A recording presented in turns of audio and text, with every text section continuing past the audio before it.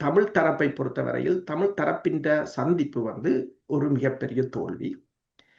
என்னென்று சொன்னால் முதலில் அதாவது ஒரு கூட்டத்துக்கு போனா நீங்கள் இந்த கூட்டத்தில் என்ன பேச வேண்டும் என்று உங்களுக்கு தெரிய வேண்டும். அது வந்து அனர்த்த நிதியை பகிர்ந்தளிப்பது தொடர்பாக அல்லது இந்த இந்த தற்போதைய பேரிடர் தொடர்பான ஒரு நிதியுடன் வந்தவர். நீங்கள் என்ன பேசியிருக்க வேணும்?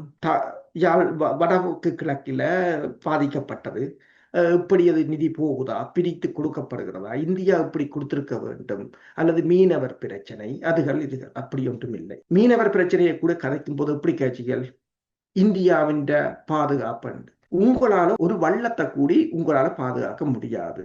நீங்க இந்தியாவை பாதுகாக்க போறீங்க. நீங்க ஜெய்சங்கர் அதுல பொறுப்புள்ள அதிகாரி என்றபடியா பேசாம இருந்தா மற்றவனால சிரிச்சிருப்பாங்க. அதுல உண்மையா சத்தியமா ஏண்டா உங்களோட ஒரு வள்ளத்தை உங்களால பாதுகாக்கலாம். ஆனா இந்தியாவை பாதுகாக்க போறீங்க என்றால் அதோடய முடிஞ்சுது. ஏன்னா நீங்கள் உங்களோட கதை உங்களை பற்றி பேச போகல, உங்களோட மக்களை பற்றி பேச போகல. நீங்கள் அதில் போய் இந்தியாவை பற்றி கலைக்கிறீங்க. இலங்கையும் தான் சொல்லுது இந்தியாவோட பாதுகாப்புக்கு எதுவும் ஆபத்து வராமல் நாங்கள் இருப்போம், இந்தியாவை ரமையை மதிப்போம். அதைத்தான் சீனா மட்டும் சொல்றாங்க, அமெரிக்கா சொல்றேன். நீங்கள் சீனாட்ட போய் சொல்லுவீங்களா? சீனாவையும் பாகிஸ்தானையும் போட்டு கொடுத்துட்டு வந்திருக்கிறீங்க. அது மட்டுமல்லாது இலங்கை அரசாங்கத்தையும் போட்டு கொடுத்துட்டு வந்திருக்கிறீங்க.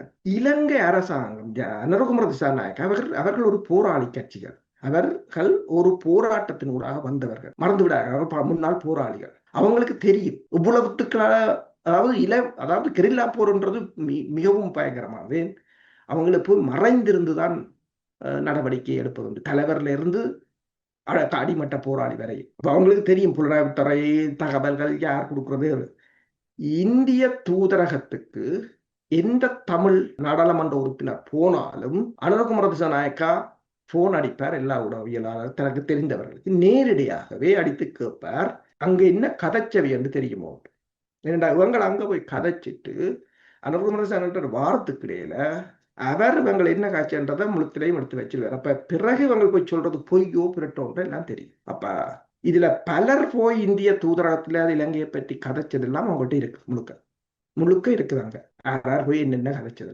ஏன்னா அவன் அதுக்குள்ள இலங்கையில இருக்கிற தூதரர் அதுக்குள்ள இருக்கிறதுல அவனுக்கு ஒரு புலனாய்வுத்துறை வைக்க தெரியாது. இப்ப போனவையும் போய் ஒருத்தர் சொல்லி இருக்கிறார், மீனவர் போராட்டம் நடந்த மீனவர் போராட்டத்தை என்பிபி தான் ஒழுங்குபடுத்தினது, இந்தியாவுக்கு எதிராக நிற்கிறது. அதாவது இலங்கை அரசை போட்டு கொடுத்தது. அடுத்தவர் போய் சொல்லி இருக்கிறார், மன்னார்ல 40 பாகிஸ்தான்காரன் நிற்கிறாங்க, சீனா வந்திருக்குது, பாகிஸ்தான் வந்துருக்கு. சீனா வந்தா உனக்கு என்ன? பாகிஸ்தான் உண்ட பிரச்சனை உண்ட மக்கள் உனக்கு தெரியுதோ?